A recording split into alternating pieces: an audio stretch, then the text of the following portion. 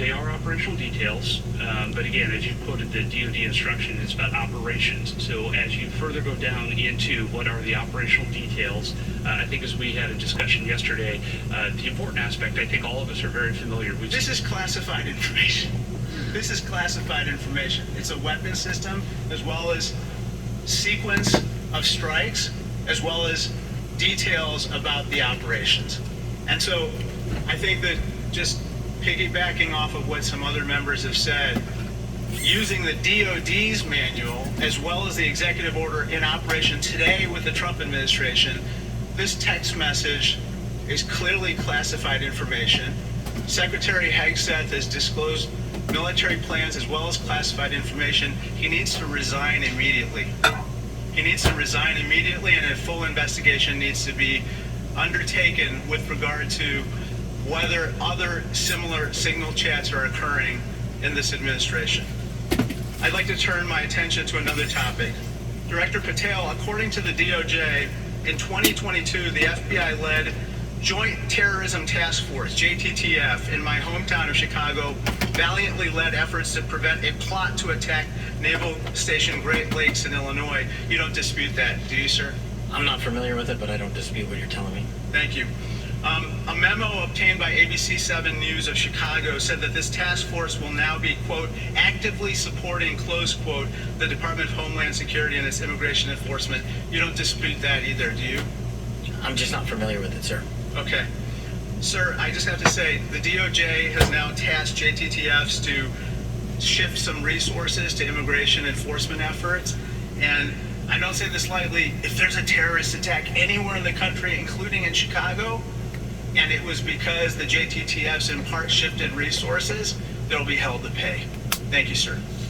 Gentleman's time has expired. Gentleman from Georgia, Mr. Scott.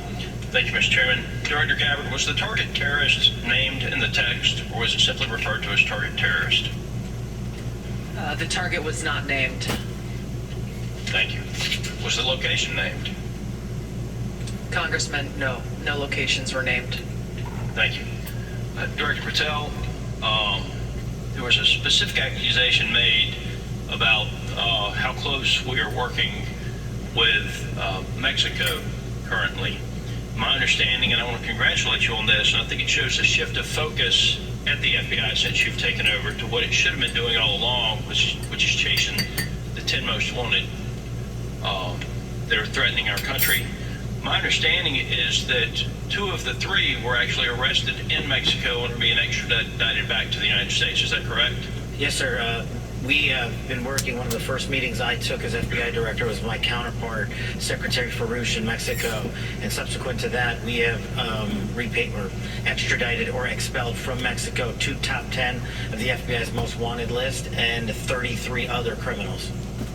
Well, it sounds to me like we're working closer with them today than we have in the last several years, and that the focus of the FBI has shifted to actually protecting American citizens instead of arresting pro-life protesters. Our mission is to find violent criminals wherever they are, and if they're in Mexico, we're going to get them. Thank you, and I appreciate you, and I appreciate the change in the focus of the FBI. I want to talk with you a little bit about the counterintelligence threats, one of which was an active duty U.S. Army soldier charged with conspiring to transmit national defense information to individuals located in China. What can you say in this setting, or can you briefly explain your work with interagency partners to identify and neutralize counterintelligence threats in the United States around this example? For me, sir? Yes, sir. So generally speaking, on counterintelligence and countering espionage, whether it's from adversaries like the CCP, Russia, Iran, or otherwise, we have prioritized them as an equally violent criminal enterprise seeking to do harm to our critical infrastructure and also to exploit and steal our data, whether it's government or private personnel. And so we have expanded our resources into them and working with the interagency to make it a priority. Thank you. I want to move on to the issue of the threshold of parole under the previous administration and the number of illegal immigrants that have come into this country, including people with known membership in terrorist groups. For those individuals that pose a risk and that we have captured and are being deported, are we sharing the biometric and biographic information with our allies to mitigate their ability to relocate or operate abroad? What we are doing at the FBI is sharing the information we're allowed to with our Five Eye partners, and then on an individual basis, we are trying to share information with other partners who deemed individuals that they find of consequence. Okay. As you move further into your position, if you have additional recommendations on how we better share information, please let us know. Yes, sir. Director Ratcliffe, China's influence on the Panama Canal has increased since 2017. Panama became the first Latin American country to sign on to China's Belt and Road Initiative. Can you talk about not just China embedding itself into the various canal-related sectors and operations, but what other areas in Central and South America have China and others increased their presence, and what examples concern you the most? Thanks, Congressman. Appreciate the question. And I do want to comment. The question before about cooperation with Mexico, it's really across the IC. When Mexico's Secretary General Omar Harfuch, head of Mexican security, was here, he not only met with Director Patel, he met with Director Gabbard, and he met with me. So we have been working on that, again, to the benefit of both our countries. To your point, the PRC throughout Central and South America continues to attempt to use its soft power to gain a foothold. They use direct aid to countries that need it. They also provide funding to universities to get a foothold, to create influence. And you mentioned the Panama Canal, and you've seen the diplomatic efforts of the administration to address that and push back on PRC ownership of the canal locks. But that ties into what the IC is doing. In these instances, it's important for us, Congressman, to the best way we can operate is to provide intelligence to countries in Central and South America, to provide them with briefings, which we do, to provide them with tailored analysis of our intelligence about how China is manipulating them, about how China is hacking them, the things that China is doing to gain a foothold, and Russia and Iran throughout that area. So the CIA is very much focused on that. Gentleman's time's expired. Mr. Crow. Thank you, Chairman. General Hawk, the NSA recently warned its employees not to use the Signal app. Is that correct? What we did, Congressman, is we put out cybersecurity advisories on a whole host of systems. On the Signal app that was included in that advisory, right? What we've done is we put out an advisory on how to use the Signal app and other encrypted applications, because we do encourage our employees and their families to use encrypted. Because there's risk to that app. There are. Okay. General Cruz, DOD also issued a warning about vulnerabilities to the Signal app recently, correct? That's correct. Director Gabbard, you were on the Signal text chain in question, correct? Yes. As was Mr. Witkoff, the administration's lead negotiator with the Russians, correct? Yes. And at the time, Mr. Witkoff was actually in Russia during this chat discussion, was he not? I was not aware of that. Was he on his personal phone at the time? I don't know. Well, it's my understanding that he was indeed in Russia. Director Gabbard, you were also traveling during this discussion, correct? Yes. And where were you? I was traveling through the Asia-Pacific region. I don't recall which country I was in at that time. You don't remember the country? I'd have to go back and look at the schedule. Director Gabbard, I want to direct your attention again to the text chain where it says, just confirmed with CENTCOM we are a go for mission launch. Does that indicate to you that there is about to be a military operation? Yes. Director Gabbard, earlier in this hearing, we heard about the DOD's classification standards. I want to now turn my attention to your classification standards. You're the Director of National Intelligence.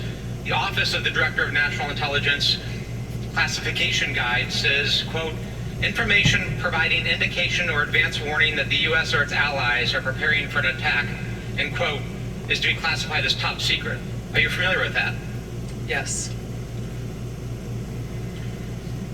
Director Gabbard, have the Houthis indicated an ability to shoot down American aircraft? Yes. They have in fact done so, haven't they? Yes. Including MQ-9 Reapers, haven't they? That's correct. And that was one of the systems used in the attack recently that's the subject of this discussion, is it not? Correct. General Cruz, are you familiar with this system? I'm not wearing my glasses at the moment, but Well, I'll help you out. This is an SA-3 anti-aircraft system. correct. Exactly. Are you familiar with That'd probably go up this 1,000 next foot. system? Easy. Accurately. I am. What is it?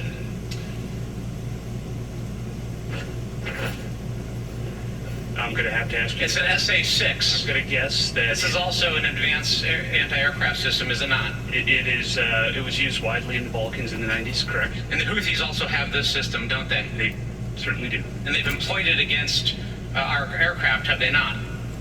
They've attempted to, correct. I spent my life in service to this country. I deployed 3 times to combat in service to this nation. I learned in that time in service that responsibility is core to leadership. You accept responsibility when things go wrong. You admit mistakes. You set the standard from the very top. It is completely outrageous to me, Set the bar. completely outrageous to me that administration officials come before us today with impunity. No acceptance of responsibility. Excuse after excuse after excuse. But we send our men and women downrange to do incredibly difficult, incredibly dangerous things on our behalf. And yet, nobody is willing to come to us and say this was wrong. This was a breach of security and we won't do it again. It is outrageous and it is a leadership failure, and that's why Secretary Hegseth, who undoubtedly transmitted classified, sensitive operational information via this chain, must resign immediately. There can be no fixes, there can be no corrections until there is accountability, and I'm calling on the administration to move forward with accountability. I yield back. The gentleman yields. Gentleman from Texas, Mr. Crenshaw. Hey, Mr. Chairman, thank you all for being here. Good to see many of you again, and thank you for enduring 2 long days. I will note I always use fire emojis when I see terrorists getting killed. And I want to talk about cartels. This is a subject that is near and dear to my heart. I've been investigating it thoroughly for the last couple of years, and I'm glad to see that it's mentioned in all of your opening statements. I mentioned it at the very beginning of the threat assessment. There's a lot to work on here. One of our task force, we had a cartel task force. As this hearing continues on Capitol Hill, we're going to take a short break right here on MSNBC. We'll be right back. Right back. Quality. New about. Push forward.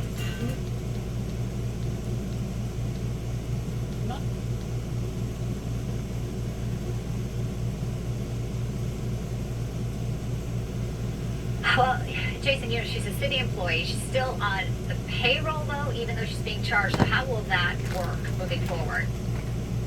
Yeah, well, now it appears that she still is on the city payroll. She's still an employee. And get this, she's serving as a school board director. Right? You can believe it. If she ends up being convicted and still holds those positions, then that's a reason to bust out the bullhorn and start protesting. All right, well, we know you will be watching it closely for us. Jason Matera, good to see you today. Thank you. Me too, thank you. All right, Hour 2 Newsline straight ahead. We'll take you to the White House for the live press briefing when it begins. That's set to take place in the next hour, and a lot of fireworks on the Hill. In fact, we're going to bring you the latest on the House Intelligence Committee They're talking about worldwide threats, but the signal story dominating most of the news. In fact, California Democrat Jimmy Gomez is now raising questions about Defense Secretary Pete Hegseth's drinking habits, and it sparked fury from the intelligence leaders at this hearing. The fireworks, the story, we have it for you next. And we are also tracking J.D. Vance, our vice president, speaking to Marines in Quantico, of course.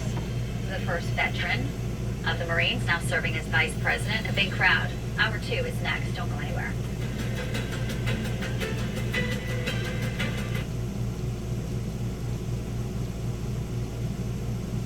That's what you're.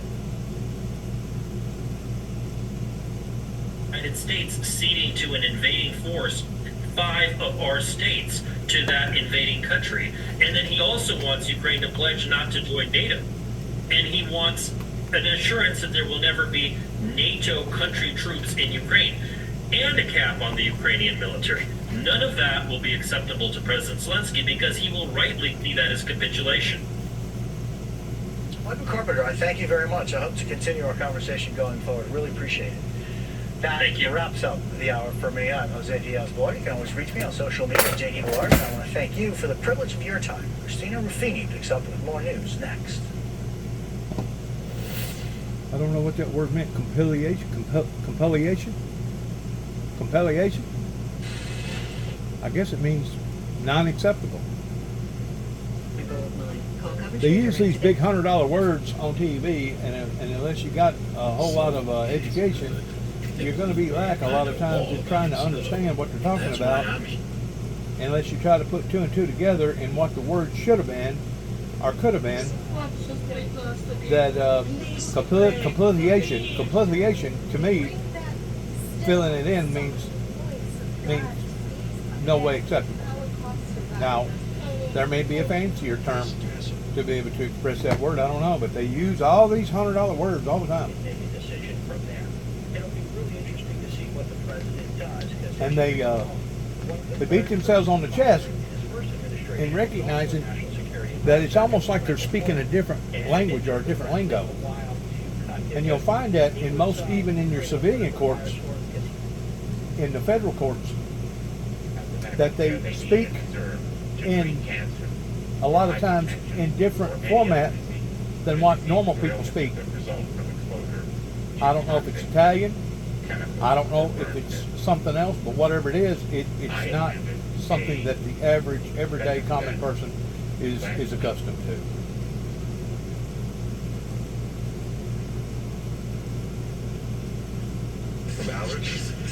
A lot of times I got to look up these words, try to figure out what the heck does that word mean. What are they trying to say? What did they say? And Trump, heartbreaking, heartless cuts, and other damaging directives are being felt in every corner of my state of Connecticut and every part of our country. I just want to read a few sentences from Sioux Falls Live, a newspaper in South Dakota. Quote, staffing cuts in the Federal Department of Veterans Affairs are disproportionately affecting the veterans that the department preferentially hires, end quote, said members of a South Dakota veterans advocacy group.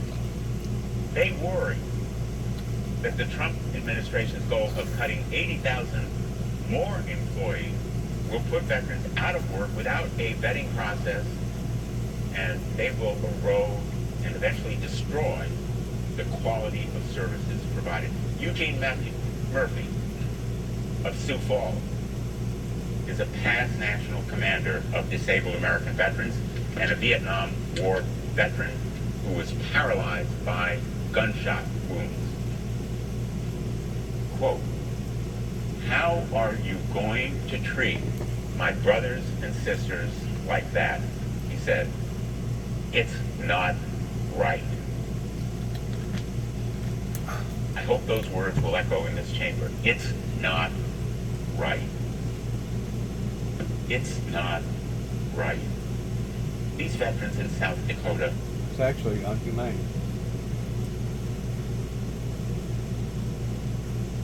Correct. Cunol, the brand I trust.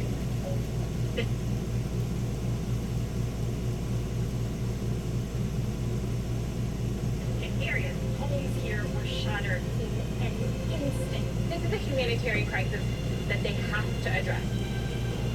This is one of the main streets here in the camp, and it's been turned to mud. There's a backlash against BLM in the UK. We're seeing protesters throw rocks, sticks over this border fence. They've seen Israeli troops on the other side, and we've heard what appears to be the sound of gunfire.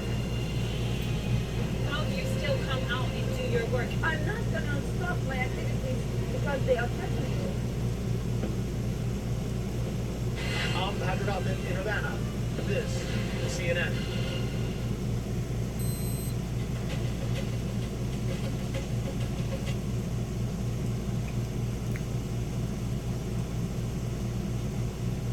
Against ghost guns, the Supreme Court upholds a Biden-era rule to restrict kits used to build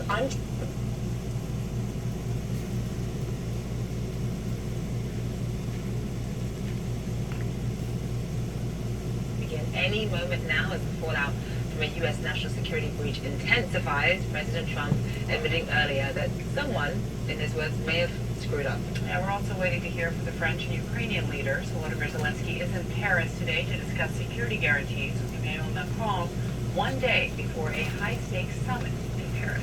Now, let's start with the latest on the security scandal as Trump administration officials testified before lawmakers on a second straight day. And at this time, Director of National Intelligence Tulsi Gabbard and CIA Chief John Radcliffe went before a House panel, and once again they denied any classified information was shared in that infamous Signal group chat detailing U.S. military strikes.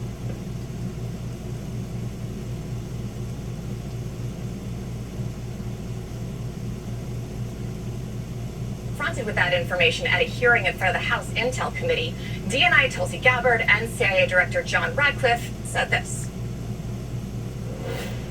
The conversation was candid and sensitive, but as the President National Security Advisor stated, no classified information was shared. There were no sources, methods, locations, or war plans that were shared. Those messages were revealed today and revealed that I did not transmit classified information. There is no way, having sat on this committee for 9 years, that somebody would come in with that information and give us something that says unclassified. You can walk out of this room with this information and give it to whomever you want. You know, with all respect, you and I worked on the committee at the same time. Tulsi, you and I came in together. I've never had an issue of beef with you.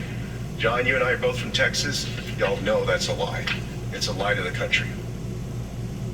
All right, to help us break this all down, we're going to bring in NBC's Melanie Zanona on Capitol Hill, NBC's Aaron Gilchrist, who's covering the White House, David Jolly, a former Republican congressman from Florida, and of course, MSNBC political analyst. And here in the studio, we've got Sabrina Singh, who serves as Deputy Press Secretary in the Pentagon under President Biden. Sabrina, I want to start with you. The line we keep hearing is that this information was not classified because it didn't include, quote, sources, methods, or locations. We heard that today from Director Gabbard, Mike Waltz, even from, the Senate Intel Chair, Tom Cotton.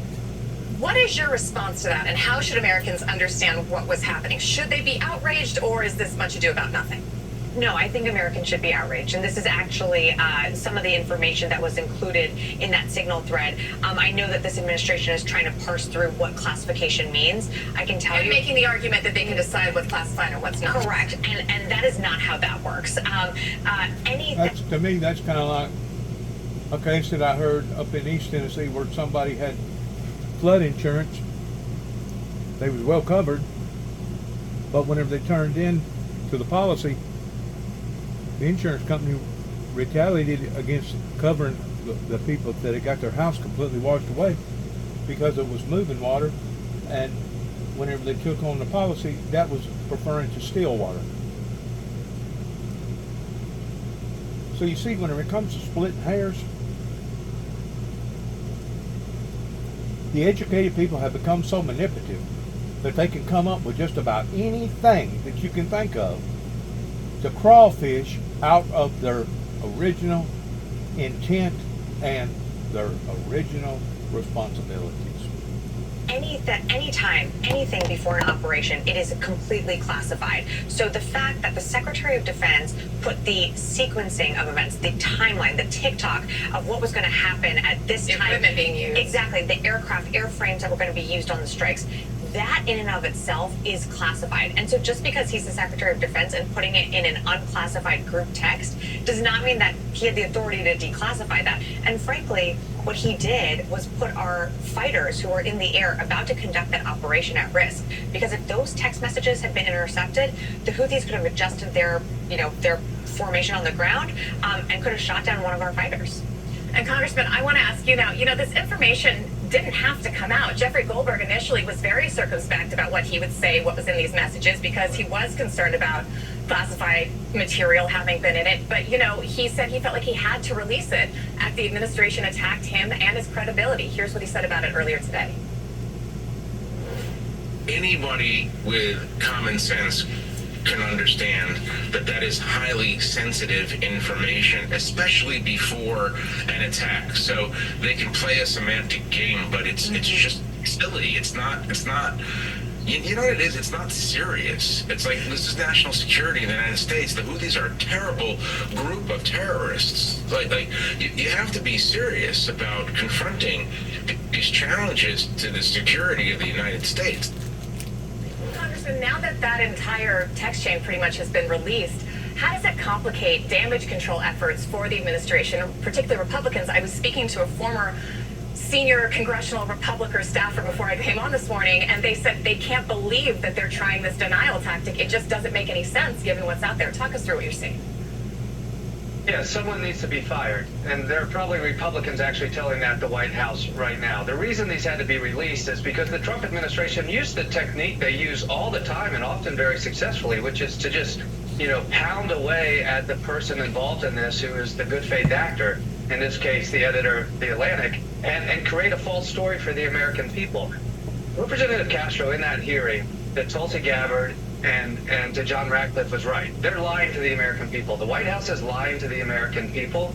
And I think what you saw from The Atlantic is also a bit of a posture of what the free press should be doing, which is to show the American people when the administration is lying, they're lying, but also the critical substance of this, which is the Trump administration is currently making America less safe. They jeopardize the operations of this mission. They jeopardize the safety of our men and women in uniform. And then they turn around and they want to try to use the Atlantic editor as a foil for their own malfeasance. This is a story that America understands well. Republicans on the Hill understand it very well, and where they often fall in line, and I think virtually all of them will, I assure you that privately, they are asking for somebody to be fired. This is a moment where the White House has to relieve somebody within their national security team. Trump doesn't like to listen to people. Maybe he doesn't, but that's what's expected right now. I also want to play you part of what we heard from National Security Advisor Mike Waltz last night. Let's take a quick listen. It's embarrassing, yes. We're going to get to the bottom of it. I just talked to Elon on the way here. We've got the best technical minds looking at how this happened. So you don't know what staffer is responsible for this right now?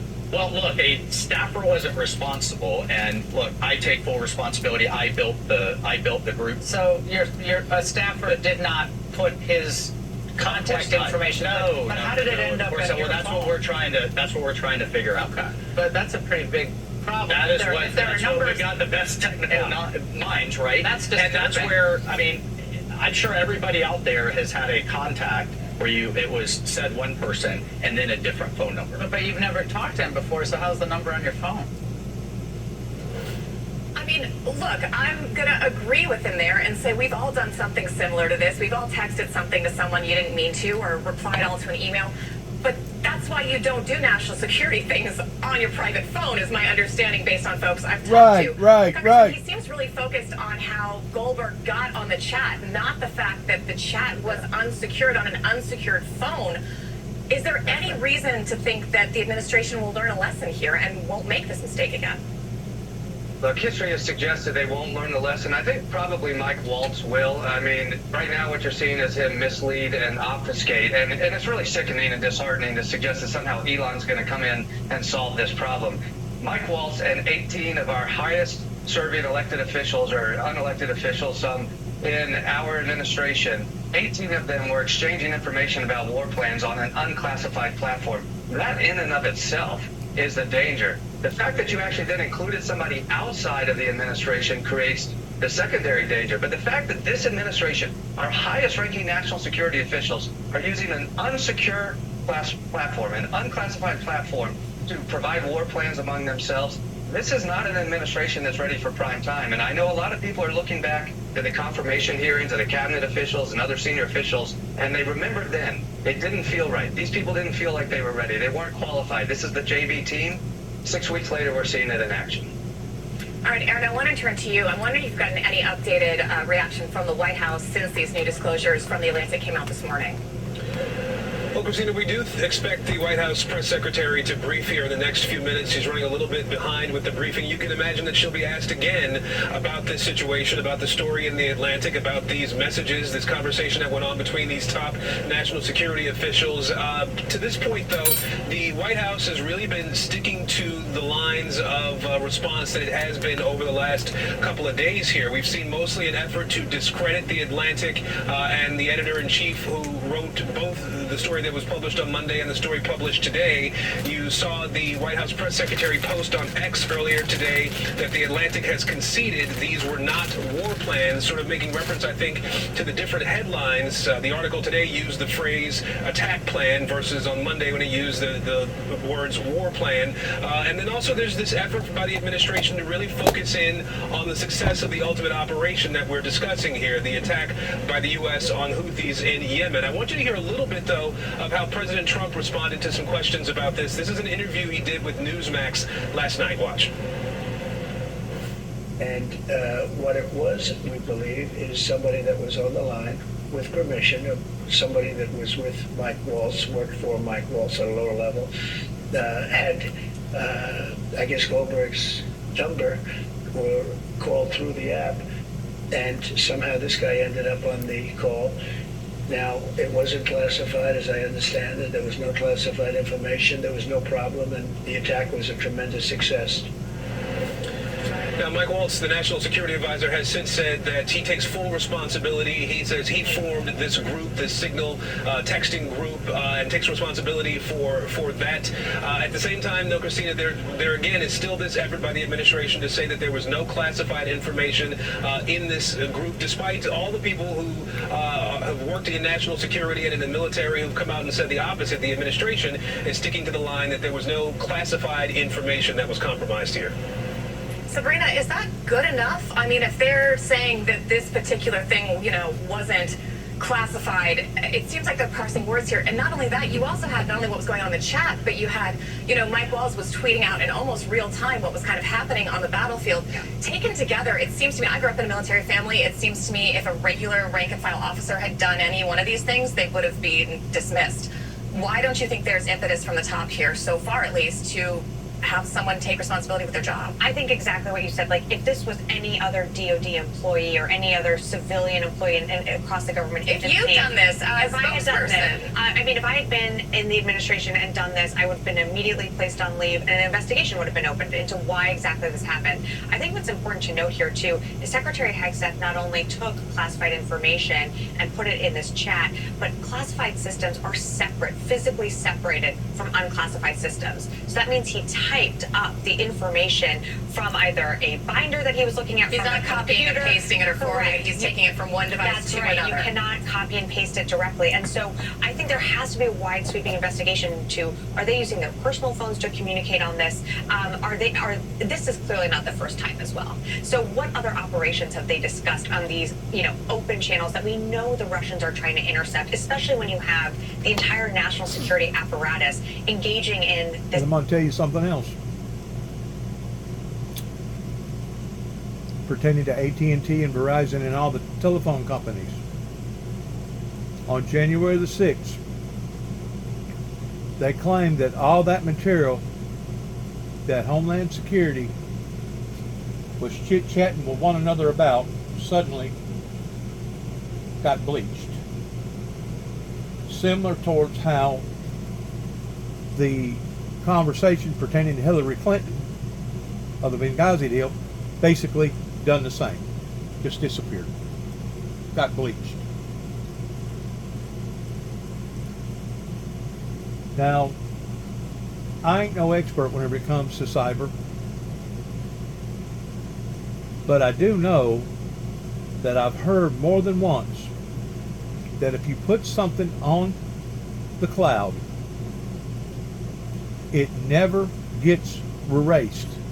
Though you may think it gets erased off that particular satellite, it'll start bouncing from satellite to satellite, and the next thing you know, it'll become hidden in a satellite somewhere that you didn't even, kind of like cancer, you know how cancer will hide into a certain cell that may be in your toe or something. But eventually, it's supposed to be able to be exploited, because there's no way to hide it once it gets on the cloud. That's the reason why I tell those that listen to me or watch any of my videos to be very, very careful on what you say or what you do, because whatever that you put on there, it basically cannot be erased. Though you may think it can get erased, it really can't get erased unless AT&T and Verizon and all the other phone companies, including Elon Musk, is lying to the American people about that type of sensitive information that can be erased. There was more reasons than one that Eric Snowden done what he done regarding looking at the situation at hand and saying this is a danger. Whenever you create this beast and you basically put it on a long leash, or you take the leash completely off, then the monster becomes very, very dangerous. Especially when you have loose lips that sink ships.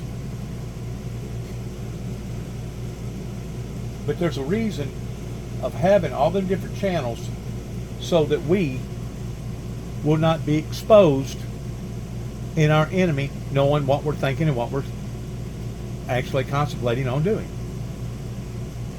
Was there a breach? You're damn right it was a breach. Should somebody be held accountable? Absolutely.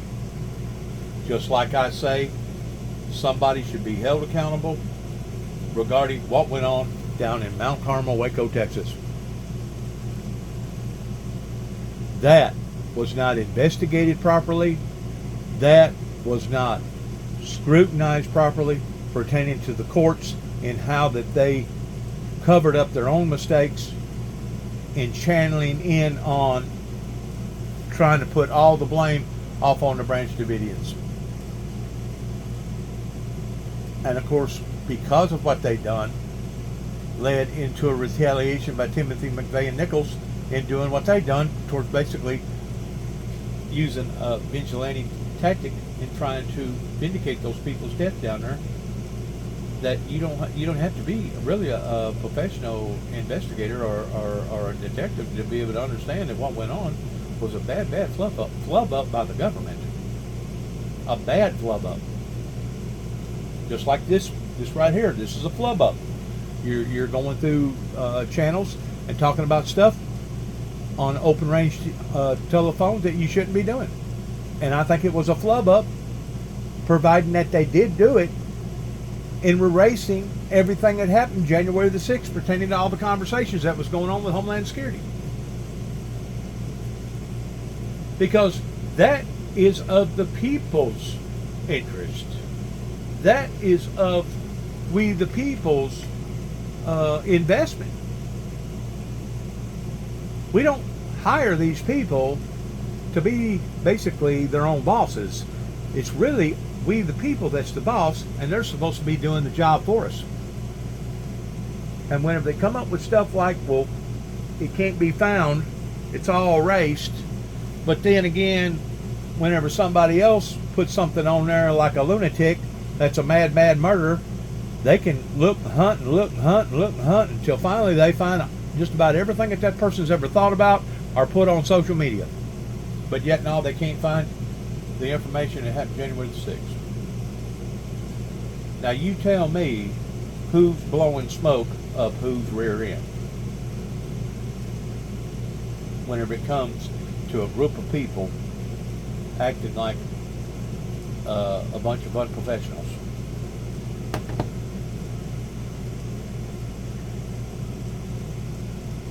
You tell me who's lying to who whenever the telephone company says one thing one day and then the telephone company says something else pertaining to something big like January the 6th. well, it all got, or something big like what happened between the discussion with Hillary Clinton. Now, the discussion with Hillary Clinton may have been actually on some sort of a secure line. For surely she had enough sense to know better not to be talking on her cell phone pertaining to military affairs. But then again, I don't know. I just know that it's chaotic right now, and it shouldn't be, and it really and truly concerns me deeply. And thinking to myself, my God, if we as regular, normal, sovereign citizens of America can see how badly that this is out of focus pertaining to all the irregularities going on right now, don't you think that our enemies, our adversaries, can see the same thing?